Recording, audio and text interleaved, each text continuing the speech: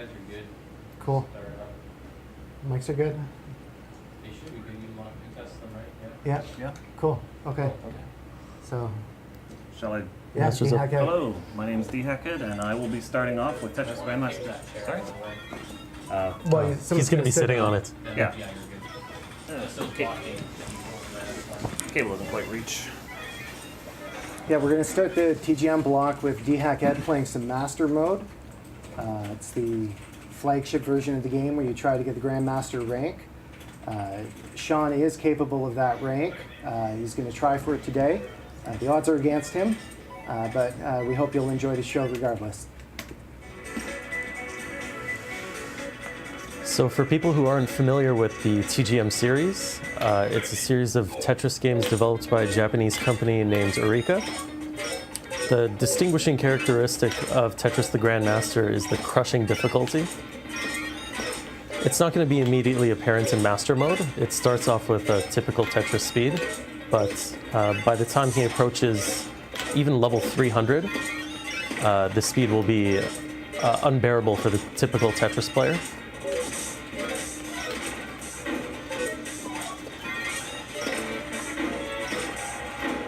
So to qualify for the Grandmaster ranking, DeHackED has to fulfill certain criteria. Yeah, and the short version of all the criteria is that you have to play fast and you also have to get Tetrises. So it's not pure speed. There is an element of non-speed-based skill as well.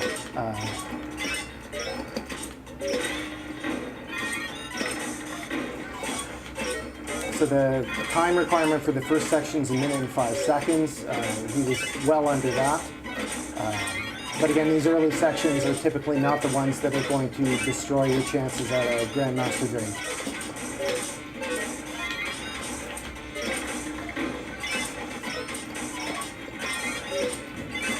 Sorry if I don't talk very much, I'm a little busy.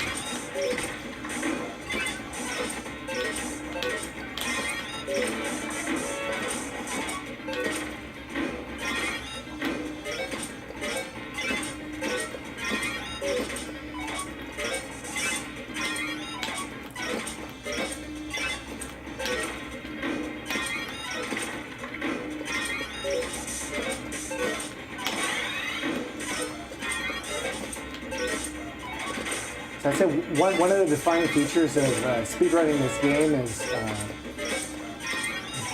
like you can't really root it very much. Like you get random pieces, and plus you're also going to just mess up. So it really emphasizes thinking on your feet to try to find, some solution out of an uncomfortable situation. So you'll notice, like, DeHackED had played, some pretty big misdrops there, but they don't stick around for very long. They might start sticking around a bit longer though once the game speeds up. There's a pretty big speed up around level 500, which is a little more than halfway there. And that speed up is known as 20G. People call it that because pieces fall 20 units per frame. And because the screen's only 20 units high, that means everything's dragging against the ground. It just falls like instantly. If it's possible for a piece to fall into a hole, it basically does. So that changes the strategy of the game quite a bit because where you place pieces doesn't just affect whether you have a hole, it affects the mobility for your future pieces.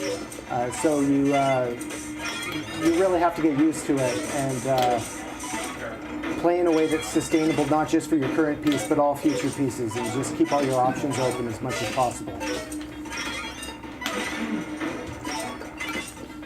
The big number 2 you see to the top right of the well is your current grade, and sparing you the technical details, your grade increases by just scoring lines really quickly. The grade starts off at 9, goes all the way up to 1, and then goes from S1 all the way up to S9. And DeHackED is going to need to finish level 999 with an S9 grade. And the way things normally line up is that you're about grade 1 at 500, and then you'd be like on pace.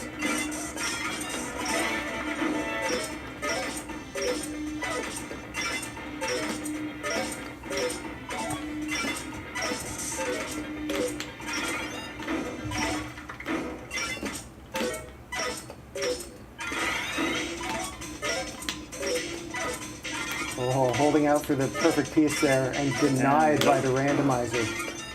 The randomizer gives and the randomizer taketh away. An excellent recovery. Oh, It's fine. he still It's technically fine. doesn't It's have that fine. hole. He just has to hold out for the. There you go. Yeah. Nope, the randomizer stays the same the entire game. So, in general, the randomizer will give you the piece that you're being deprived of. So the likelihood of, like, let's say you go a bunch of pieces without getting an eyepiece, the likelihood of getting it will increase as you go along. Sort of. Sort of. It's a bit more complicated than that.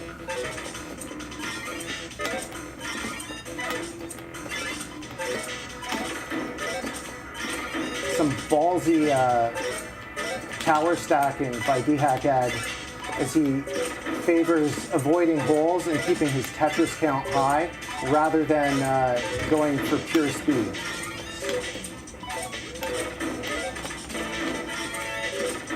Did I get a Tetris in this section yet?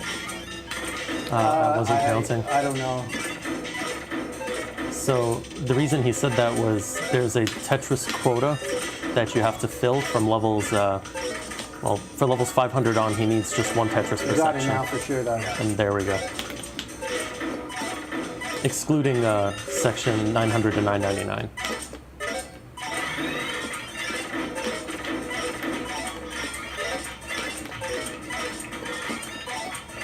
Oh, dear.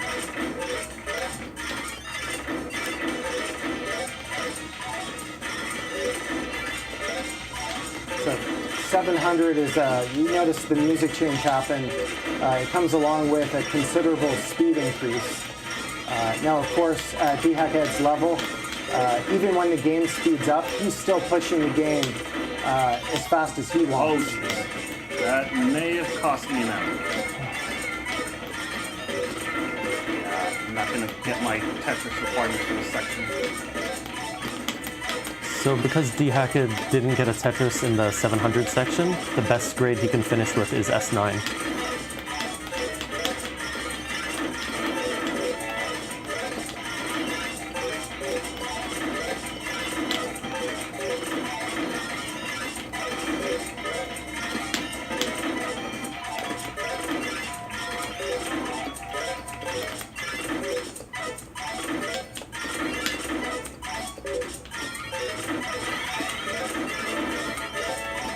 And the game doesn't end at 999, but I don't want to spoil the surprise.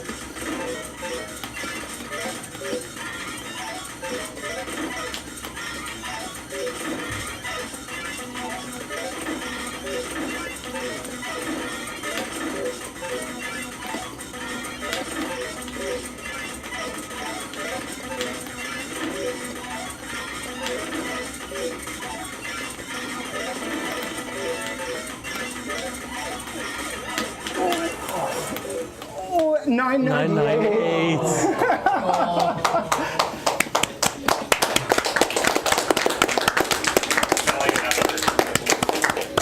So DeHackED was literally a line clear, any line clear away from finishing the game. Just rank S7. However, his time of 8 minutes and 19 seconds is an excellent marathon condition time when you only have one attempt like that. So he still did pretty well. The time limit is 8:45 for the M. Oops. You want to play next? Yeah, so I am Color Thief. I will attempt to play some Death Mode. It is rather challenging. It starts off at a higher speed, maybe similar to level 500 of Master Mode, and then it keeps pushing the envelope. It's very not run safe, but I'll do my best and hopefully at least get an entertaining run out of this.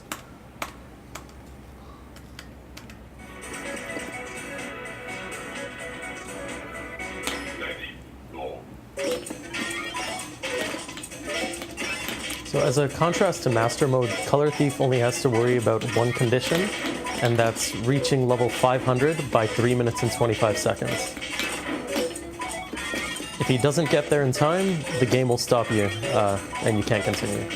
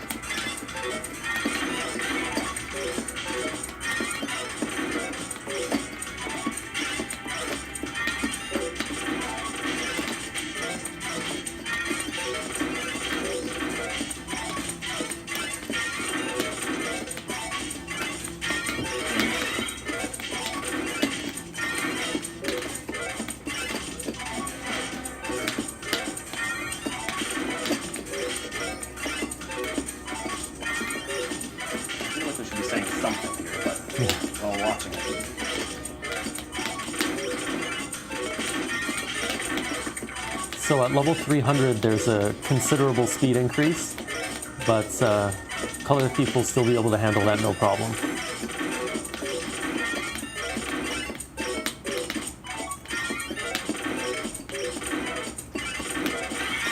Hitting level 300 at 2 minutes and 1 second puts him in pretty good shape to hit 500 by 3 minutes and 25 seconds.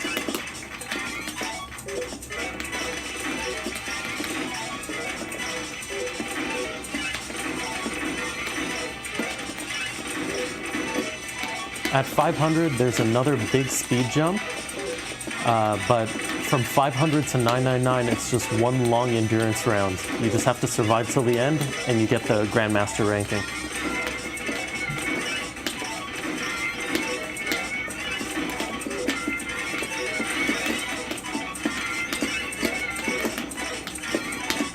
The taste of the speed we'll be seeing in a moment.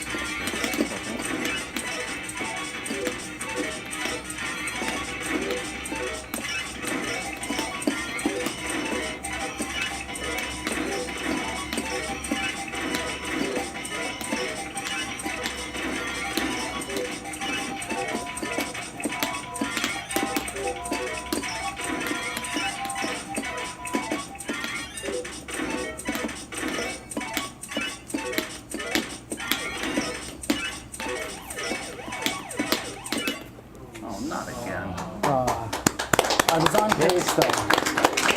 Second and a half away from the time limit. So I can maybe give it shot. one more attempt with the time we have booked. We'll see how I do.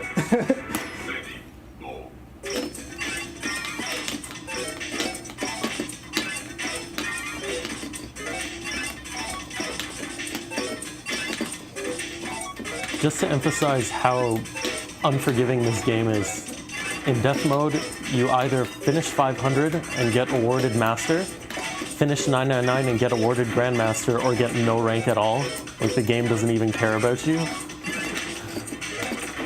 It's even more than that. If you make 500 and fail the time limit, there's fireworks, but there's slow fireworks. Sarcastic fireworks? Sarcastic fireworks.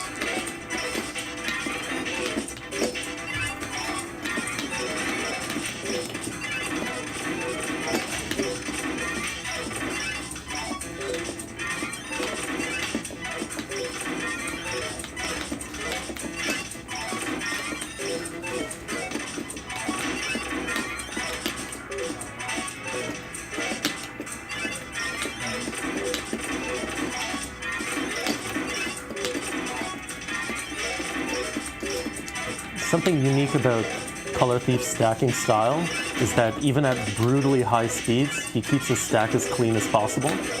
A lot of pro players will opt to stack dirty and then correct their mistakes instead of stacking clean.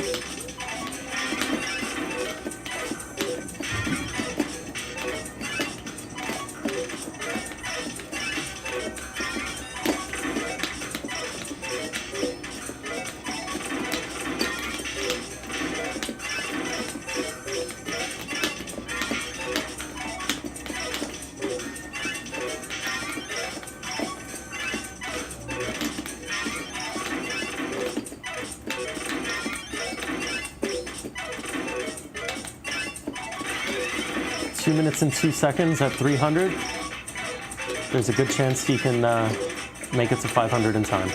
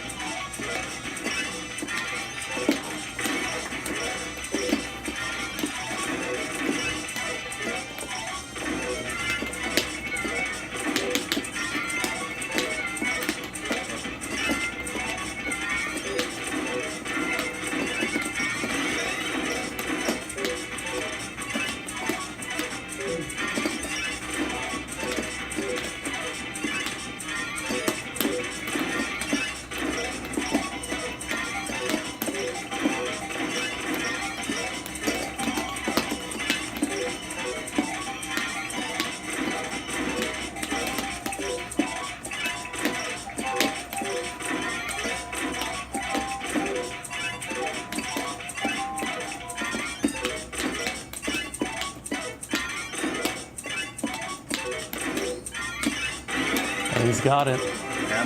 So now he just has to survive until 999. At this speed.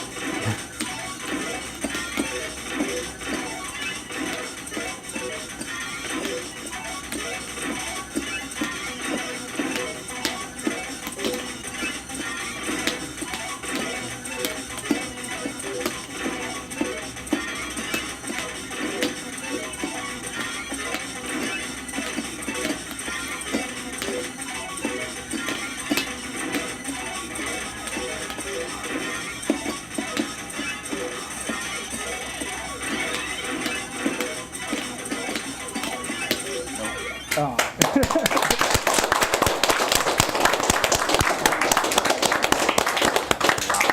Cool. Well, that was the Unforgiving Death mode. Because I didn't complete it, hopefully that gave you a sense of the tension that you more typically experience while you're playing the mode, and that's definitely part of its appeal. It's if you enjoy being a masochist and being Tortured. challenged, dying over and over again in this mode is a lot of fun, and I highly recommend it.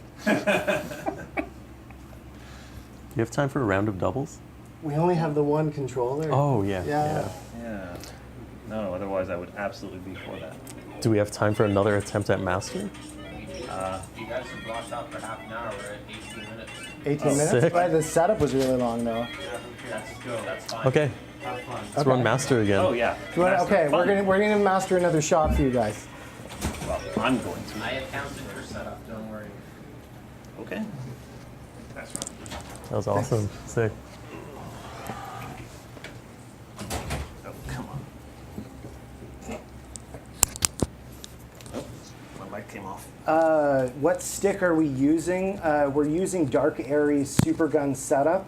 I believe it's got a Sanwa JLF stick. The buttons are Saimitsu. They're slightly higher tension than Sanwa. But you can maybe message Dark Aries if you want to know his exact setup.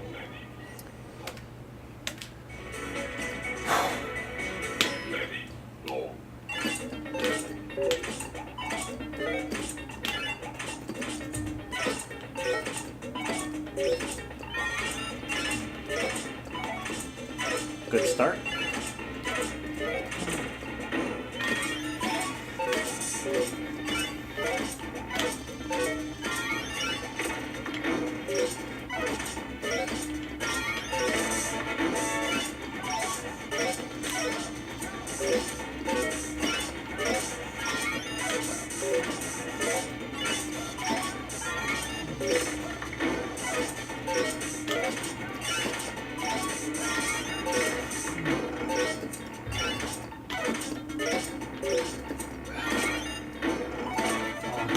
was hoping you'd see the single.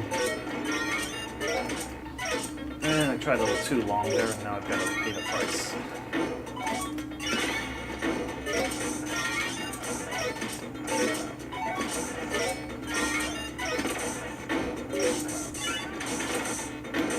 It's definitely set to 4-way. Oh yeah.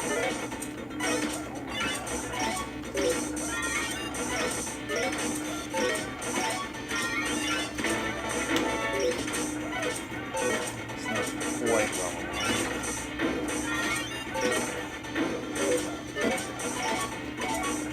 So I can talk a little bit about why we chose to present this particular game. The Tetris the Grandmaster series has a fair number of games. This is actually the second one. And for a lot of people, I think it holds a special place for them because it's a balance. It's simpler and more elegant than modern Tetris games because there's only one piece preview and there's no whole piece. And the piece rotation rules are also, you have much fewer options. So I don't mean to say the newer games are bad, they're amazing in their own way, but there's a certain elegance that comes with the simplicity. And this is a game that really polished that level of restriction on gameplay in a way that we will probably never see again, because every Tetris game ever made from now until the end of time is probably going to be forgiving in all those other dimensions.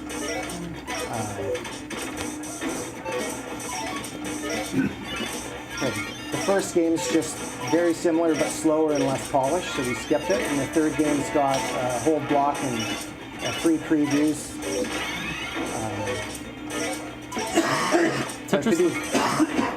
To be fair, we're also not very good at the third game. Tetris the Grandmaster 3 has arguably the hardest Tetris mode, which is Shirase. It's similar to Death Mode. It starts off at a high speed, but even higher. And instead of stopping at 999, it stops at 1300. Yeah. And it throws in all sorts of gimmicks as well.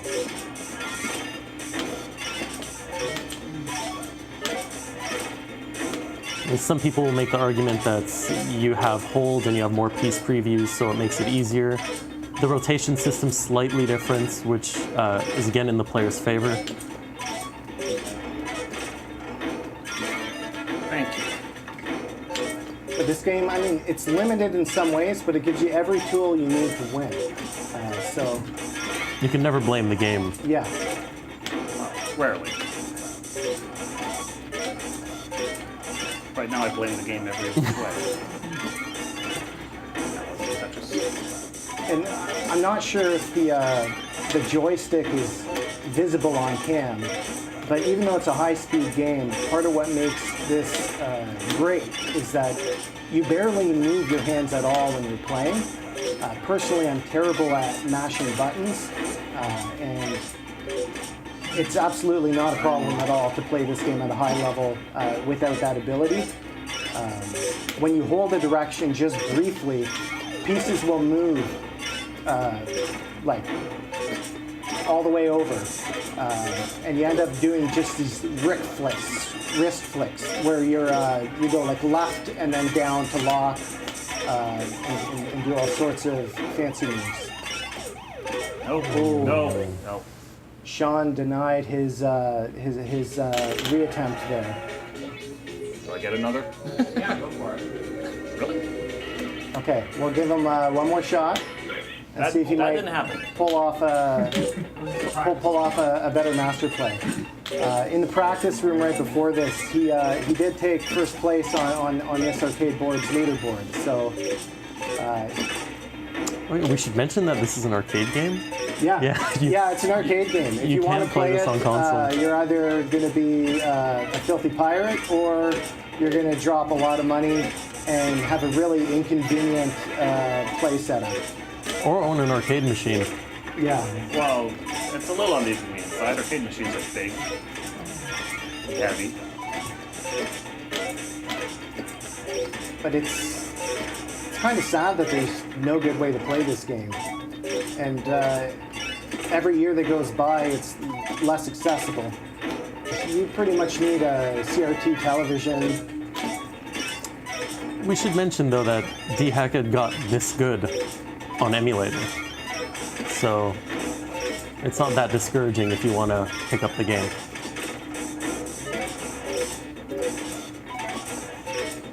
We're of course playing on actual hardware today.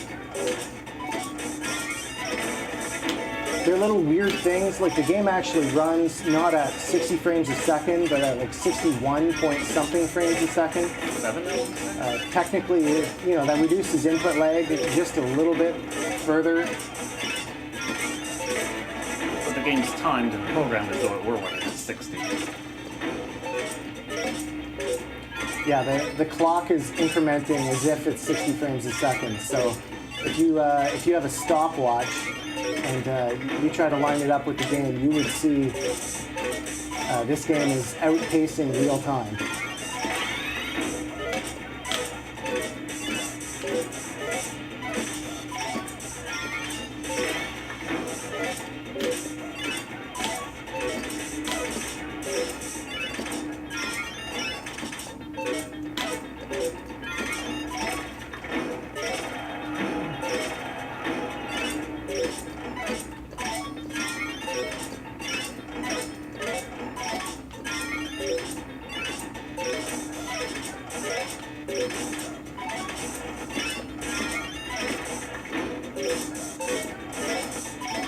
So as far as skill goes in this game, I can say, we're pretty mid-tier.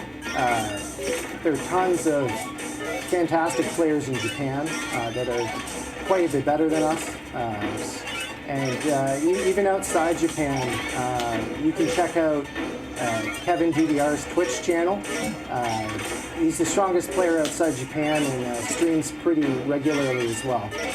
In fact, he's in Japan right now attempting to get a world record in the doubles mode with one of the strong Japanese players as a partner.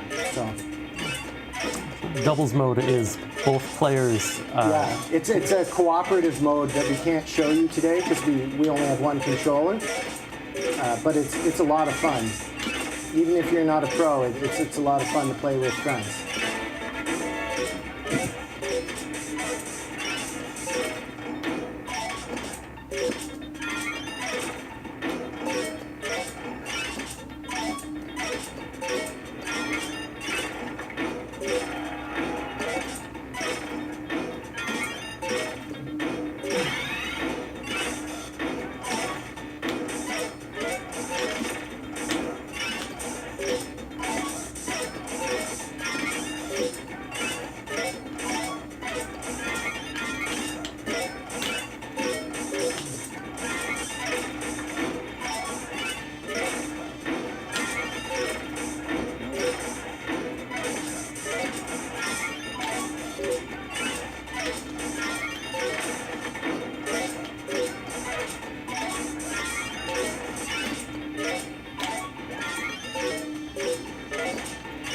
See, part of these overhangs, like these strange notches you're seeing DeHackED make, that gets lost a little bit in Tetris the Grandmaster 3.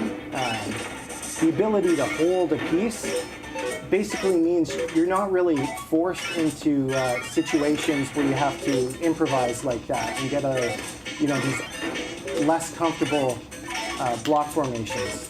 The only time you get an uncomfortable block formation is when you mess up. Speaking of messing up. Oh, that's painful. Your screen had like no holes and you I topped know, out. it was fine. I just placed the piece wrong. And yeah, that happens. Okay. How's our clock, Dan? No. 29 minutes. 29. no. Yeah, no, I think it's time to switch over.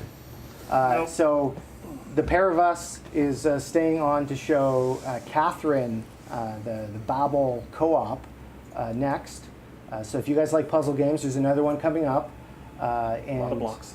I think we might no longer be number one in maybe Obelisk, one of the 4 levels. But we've got a lot of practice in over the years in this mode, and we hold 3 out of 4 of the world records. We're pretty rusty, but nevertheless can probably put on a show for you if you've never seen some good cooperative Catherine play.